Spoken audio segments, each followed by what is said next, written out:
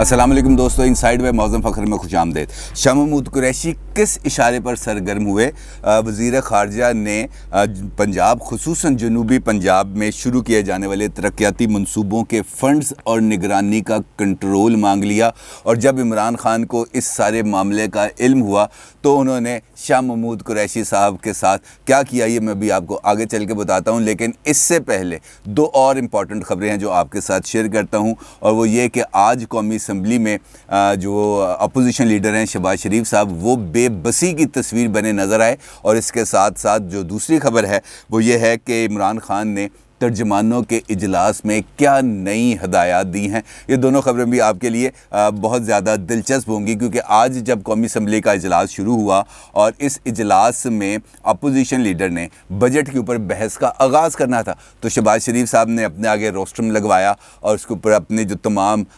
वो जो नोट्स उन्होंने लिए हुए थे, पूरी तकरीर लिखी हुई थी तकरीबन 60-70 सफ़ात पर मुश्तमिल, वो उन्होंने उस पर रखी और तकरीर का आगाज़ शुरू किया।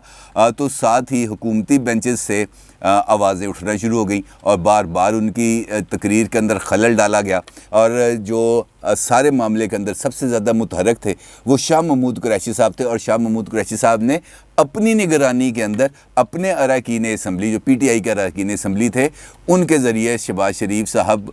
को बार बार डिस्टर्ब किया और इतना शोर मचाया कि शहबाज शरीफ साहब अपनी तकरीर मुकम्मल ही ना कर सके। 3 मरतबा ऐसा हुआ शहबाज शरीफ साहब उठे तकरीर करने के लिए, तकरीर का आगाज़ किया और उसी दौरान फिर शोरो गुलगुला बुलंद हो गया, बदतमीज़ी, तूफ़ान बदतमीज़ी का आगाज़ हुआ। और उसके बाद फिर शहबाज शरीफ साहब को बैठना पड़ गया। उसके बाद फिर उठे, फिर यही मामला हुआ। फिर speaker national assembly Asad Qaiser बार बार टोकता रहे कि जनाब अपोजिशन लीडर को बात करने दें, अपोजिशन लीडर को बात करने दें, लेकिन असद कैसर की भी किसी ने नहीं सुनी, वो भी बेबसी की तस्वीर बने रहे। आखिर थक हार के उन्होंने इजलास की कार्रवाई को 20 मिनट के लिए मुअत्तल कर दिया। उन्होंने कहा जी जब तक दोनों अपोजिशन और हुकूमती बेंचेस दोनों अपने अपने अरकान को काबू में नहीं करते, हम अपनी कार्रवाई का आगाज़ आगे नहीं बढ़ाएंगे। क्योंकि शहबाज शरीफ साहब ने अपनी तकरीर के अंदर जो हुकूमती दावे थे बजट के अंदर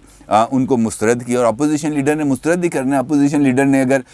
हुकूमती जो अदाद शुमार हैं उनकी तौसीक करनी है तो फिर अपोजिशन लीडर को तो वहाँ पे बैठने का काम ही नहीं है। अपोजिशन का काम तो ये है कि वो उन नकाइस को उजागर करे जो उसकी नज़र में उन डॉक्यूमेंट्स के अंदर सामने आ रहे हैं। और शहबाज शरीफ साहब ने तो अपनी जो इकनॉमिक एडवाइज़री काउंसिल थी उससे भरपूर किस्म की तैयारी की हुई थी, वो तो आज उनके बखिया उधेड़ने के लिए तैयार थे। लेकिन अब जो हुकूमती बेंचेस थे वो भी भरपूर तैयारी में थे और उन्होंने कहा कि नहीं, हमने शहबाज शरीफ साहब को नहीं सुनना, और उन्होंने शहबाज शरीफ साहब को तकरीर मुकम्मल नहीं करने दी। शहबाज शरीफ साहब ने अपनी जो तकरीर की उसके अंदर जो 2 नुक्ते हैं वो बड़े इंपॉर्टेंट थे जितनी भी उन्होंने तकरीर की। एक तो ये कि उन्होंने कहा कि ये सारे जो अदाद शुमार बजट के अंदर तरक्की के हवाले से पेश किए गए हैं कि सारे झूठे हैं। दूसरी बात ये कि अगर तरक्की हो रही है तो गरीब की जेब देखें, अगर गरीब की जेब आज भी खाली है तो इसका मतलब ये है कि आपने जो दावे किए थे वो सब के सब गलत हैं। और अगर देखा जाए तो शहबाज शरीफ साहब की ये बात कुछ ज़्यादा गलत भी नहीं है, क्योंकि आज भी गरीब के हालात ऐसे ही हैं। और अभी बजट मंजूर नहीं हुआ कि आटे की कीमत में जो उसका बैग है 20 किलो का, उसकी कीमत में तकरीबन 40 रुपए का 90 रुपए का इजाफ़ा कर दिया गया। और अभी पेट्रोल के बारे में ओगरा ने समरी भिजवा दी है कि हमने इसको पेट्रोल की कीमतों को बढ़ाएं, और पेट्रोलियम डेवलपमेंट लेवी के बारे में मैं आपको पहले बता चुका हूँ। तो इसका मतलब यह है कि अब बजट के जो असरात हैं ये आपको आने वाले दिनों के अंदर महसूस होना शुरू हो जाएंगे कि इससे महंगाई कम होगी या महंगाई बढ़ेगी। अब आते हैं इमरान खान साहब की तरफ। इमरान खान साहब ने किया आज तर्जुमानों का इजलास।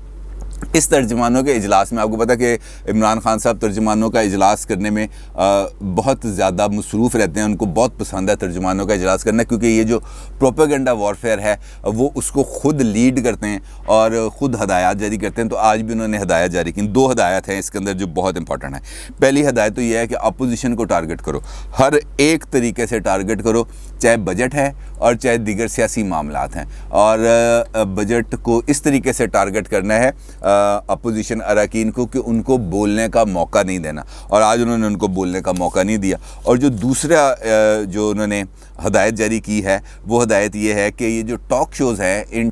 TV टॉक शोज़ के अंदर जो जारहाना मिजाज के हामिल PTI अरकान हैं इनको भिजवाया जाए ताकि وہ جو فردوس عاشق اوان سٹائل کے اندر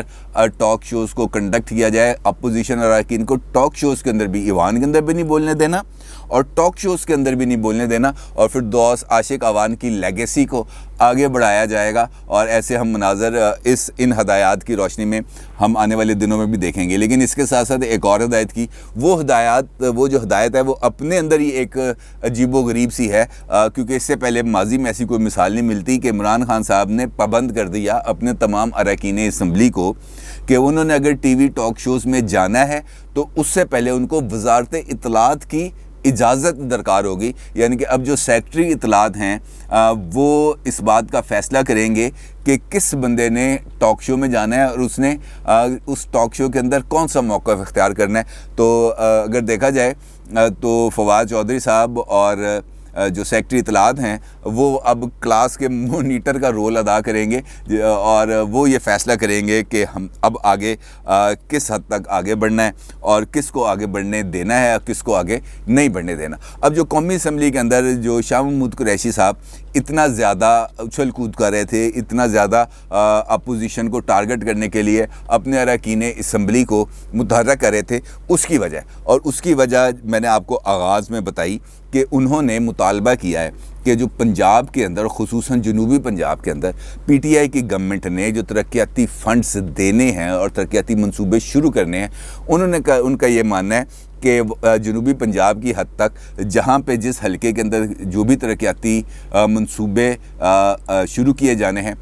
وہ مجھ سے پوچھ کے شروع کیے جائیں، میں ہی ان کی نگرانی کروں گا، میں ہی ان کو مکمل کراؤں گا۔ اور یہ مطالبہ کیا انہوں نے وزیر اعلیٰ پنجاب عثمان بزدار سے ایک ملاقات میں، جو آج سے 2 دن پہلے ہوئی تھی اسلام آباد میں۔ اس ملاقات کے اندر جو عثمان بزدار صاحب ہیں انہوں نے ان کو پنجاب کی صورتحال سے بتایا، اور ان کو بتایا کہ ہم بجٹ پیش کرنے جا رہے ہیں، بجٹ کے اندر ہم نے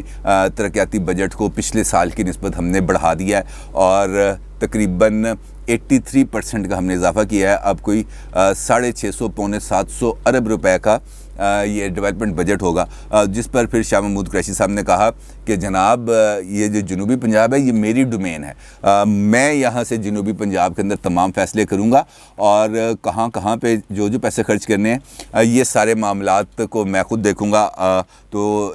جو وزیر اعلیٰ پنجاب ہے انہوں نے کہا جناب آپ نے اس بارے میں وزیر اعظم صاحب سے بات کر لی ہے؟ انہوں نے کہا جی آپ اس کی فکر نہ کریں، میں خود وزیر اعظم سے بات کر لوں گا۔ عثمان بزدار صاحب اس ملاقات کے بعد اٹھتے ہیں اور اٹھ کے چلے جاتے ہیں وزیر اعظم ہاؤس، اور وہاں پہ بھی ایک اجلاس تھا، شاید میں نے آپ کو بتایا تھا، وہ جو ایک ہنگامی دورہ وزیر اعلیٰ پنجاب نے کیا تھا اسلام آباد کا، تو یہ اسی دورے کے دوران ان کی ملاقات ہوئی تھی۔ اچھا، وہ وزیر اعظم سے ملتے ہیں اور ان کو بتاتے ہیں کہ جناب یہ میری آج انہوں نے شاہ محمود قریشی صاحب سے میں ملنے گیا تھا، اور شاہ محمود قریشی صاحب نے مجھے یہ ہدایات جاری کی ہیں، جس پر وزیر اعظم برہم ہو گئے۔ وزیر اعظم نے کہا کہ وہ کون ہوتے ہیں آپ کو ہدایات دینے والے؟ آپ نے بالکل ان کی ہدایات پر کان نہیں دھرنا، ان کی کوئی بات نہیں سننی، اور جس طریقے سے میں آپ سے کہہ رہا ہوں آپ نے بالکل اسی کے مطابق آپ نے کام کرنا ہے۔ تو انہوں نے کہا جی شاہ محمود قریشی، انہوں نے کہا میں شاہ محمود قریشی صاحب سے میں خود بات کر لوں گا۔ اچھا، جب رات کو پولیٹیکل کمیٹی کا اجلاس ہوتا ہے تو وہاں پہ شاہ محمود قریشی صاحب کو لے کے وزیر اعظم صاحب برہم ہو جاتے ہیں ساری بات پہ کہ آپ نے کہا تماشا پکڑا ہوا ہے، اور آپ کو یہ کیسے، آپ نے مجھ سے پوچھے بغیر آپ نے چیف منسٹر کو کیسے یہ بات کہہ دی کہ آپ یہ ترقیاتی تمام جو منصوبے ہیں اس کو آپ خود لک آفٹر کریں گے؟ آپ کو یہ کس نے ہدایت کی؟ تو شاہ محمود قریشی صاحب نے کہا وزیر اعظم صاحب کو، جو وہاں پہ موجود لوگ تھے انہوں نے یہ سینہ گزٹ آپ تک میں پیش کروں، انہوں نے کہا کہ جو جنوبی پنجاب ہے یہ میں جہانگیر ترین صاحب سے لے کر آپ کی جھولی میں ڈالوں گا، کیونکہ جہانگیر ترین صاحب نے کی جو میجورٹی سپورٹ ہے وہ جنوبی پنجاب کے اندر موجود ہے، وہ لیا ہے، وہ لودھرا ہے، وہ مظفر گڑھ ہے، وہ راجن پور ہے، وہ اس قسم کے سارے جو ایریاز ہیں یہاں پر ان کی سپورٹ موجود ہے، اور یہاں پر الیکٹیبلز موجود ہیں جن کی بیس پر جہانگیر ترین صاحب نے حکومت پر پریشر بلڈ کیا ہوا تھا۔ اور اگلے الیکشنز کے اندر اگر جہانگیر ترین صاحب اپنے الیکٹیبلز کو لے کے الگ بھی ہو جاتے ہیں تو یہ اگر ترقیاتی منصوبے اور ان کی نگرانی کا کام آپ مجھے سونپیں گے تو یہ سیٹیں میں آپ کی جھولی میں ڈال دوں گا، یہ آپ سمجھیں گے یہ آپ کی ہو گئیں، آپ جیت گئے، لیکن معاملہ صرف یہ ہے کہ آپ نے مجھ پہ میرے سر پہ یہ والا تاج رکھنا ہے تاکہ یہ معاملہ میں آگے بڑھا سکوں. تو وزیر اعظم نے کہا کہ جناب آپ نے جو بھی کرنا ہے آپ نے مجھے بتانا ہے, آپ نے ڈائریکٹ چیف منسٹر کے ساتھ کوئی بات نہیں کرنی ہے, اور جو بھی منصوبے ہیں یا جو بھی ترقیاتی بجٹ ہے پنجاب کے اندر اس کی میں خود نگرانی کروں گا. اب یہ معاملہ ہو چکا ہے بڑا دلچسپ, کیونکہ آپ کو یاد ہے شاہ محمود قریشی صاحب بھی ان لوگوں میں سے ہیں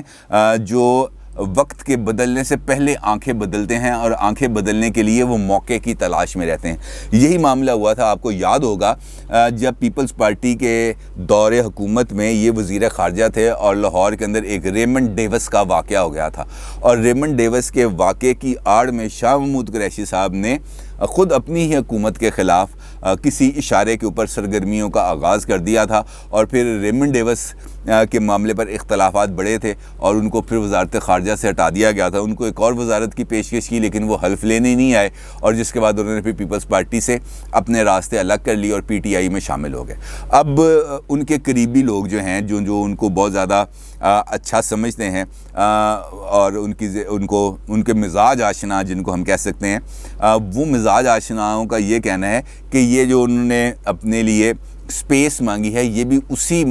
سلسلے کی کڑی ہے, کیونکہ ان کو بھی اس بات کا بخوبی اندازہ ہے کہ عمران خان صاحب نے جو وہ چاہ رہے ہیں وہ ان کو نہیں کرنے دینا. کیونکہ شاہ محمود قریشی کو اگر اتنا رول انہوں نے دینا ہوتا تو کوئی بھی جب صوبائی حلقے خالی تھے کسی بھی ایک سیٹ پہ ان کو الیکشن لڑواتے اور ان کو چیف منسٹر پنجاب بنا دیتے, لیکن انہوں نے اس وقت بھی شاہ محمود قریشی صاحب پر اعتماد نہیں کیا تھا. اب یہ جو ترقیاتی بجٹ والا معاملہ یہ بھی وہ ان کے سپرد نہیں کریں گے, اور شاہ محمود قریشی صاحب اسی آڑ میں اپنا ایگزٹ پلان کو پلان کریں گے اور ایگزٹ پلان کو ایگزیکیوٹ کریں گے, یہ ان کے جاننے والوں کا کہنا ہے. لیکن اب آپ کو پتہ ہے کہ پاکستان کی سیاست کے اندر کوئی بھی چیز حرف آخر نہیں ہوتی, لیکن اس اجلاس میں جو شاہ محمود قریشی صاحب کو کھری کھری وزیر اعظم نے سنائی, وہ واقفان حال یہ کہتے ہیں کہ اس وقت ان کے جو تاثرات تھے شاہ محمود قریشی صاحب کے وہ دیکھنے والے تھے, اور وہ ہونے بھی چاہیے تھے, کیونکہ وزیر اعظم کی ڈومین کے اندر جب وزیر خارجہ گھسنے کی کوشش کریں گے تو پھر اس کے نتیجے تو یہی ہوں گے. کیونکہ یہ بات بھی بڑی واضح ہے کہ پی ٹی آئی کے اندر عمران خان کو یا عمران خان کا جو خود کو متبادل سمجھتے ہیں وہ شاہ محمود قریشی صاحب ہی ہیں, اور عمران خان اپنے کسی متبادل کو اپنے نیچے پنپنے نہیں دیں گے, اور یہ پاکستان کا پولیٹیکل کلچر بھی کچھ ایسا ہی ہے. اب آپ کی آرا ایک ہماری ایک دیکھنے والے ہیں زیب النساء صاحبہ, ان کا یہ سوال ہے کہ آپ نے یہ نہیں بتایا کہ جو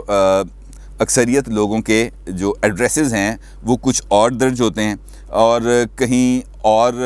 وہ رہتے ہیں, ایڈریس ان کا کسی اور جگہ پہ ہوتا ہے. لوگ روز روز نادرا کے دفتر میں جا کر اپنے ایڈریسز چینج نہیں کرا سکتے. تو اس سازش کا مقصد کہیں یہ تو نہیں کہ زیادہ تر لوگوں کے ووٹ ضائع کرا دیے جائیں. یہ آپ کو یاد ہے کہ میں نے ویلاگ کیا تھا جس میں میں نے آپ کو بتایا تھا کہ جو